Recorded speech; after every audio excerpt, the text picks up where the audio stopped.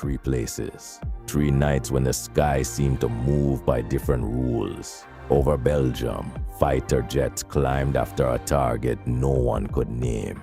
Above Arizona, lights crossed the desert while a city looked up.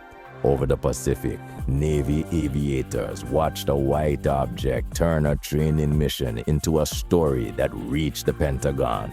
The files are separate, the years are different, but each begins the same way.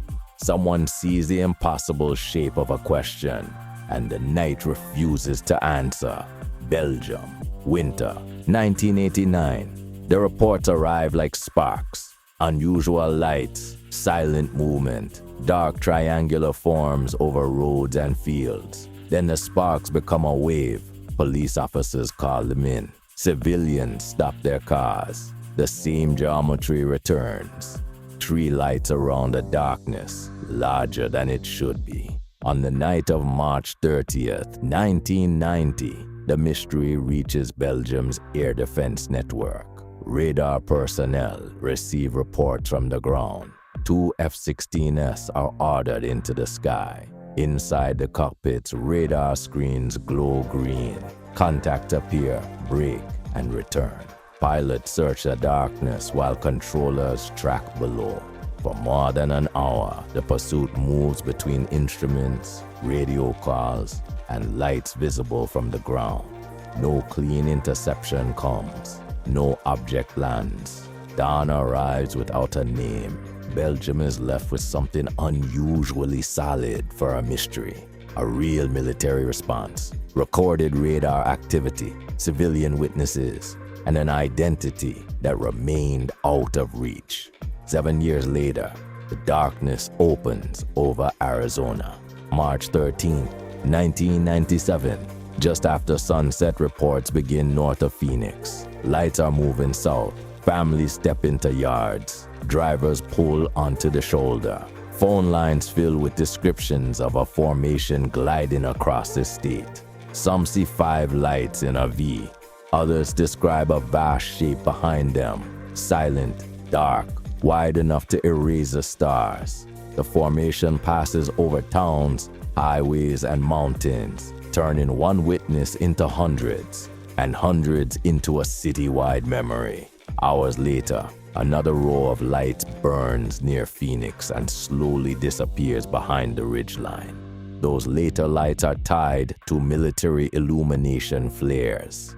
But the night has already become larger than one image. Different sightings fold into one name, the Phoenix Lights. This file endures through the scale of the moment, the feeling that thousands shared one sky, then carried away different pieces of it. By morning, Arizona has a legend. What crossed the state earlier that evening remains the question at its center. Then the story leaves the desert and moves over open water. November 2004. The USS Nimitz carrier group is training off Southern California. For days, radar operators have noticed unusual tracks high above the ocean, then dropping toward the surface. 2 Navy fighters are redirected to investigate. Below them, the sea is calm, except for one patch of white water, churning as if something large is just beneath it. Above that disturbance, the pilots report a smooth white object. No visible wings, no exhaust. One aviator later compares its shape to a tic-tac. As the fighters circle, the object appears to react. It changes position, then vanishes from the immediate encounter. Later, another crew records the infrared video known as FLIR-1, a small shape in a targeting display, distant and unresolved. Years afterward, that video enters the public record. The encounter receives an official label, but not an identity.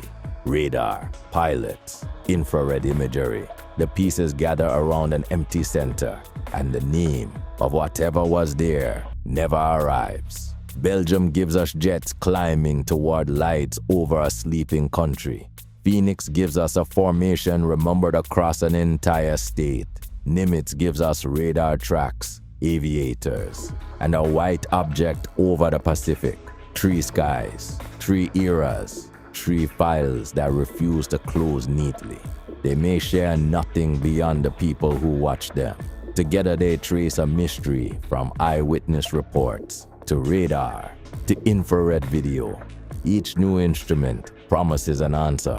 Each captures another fragment. Maybe that is why these stories survive.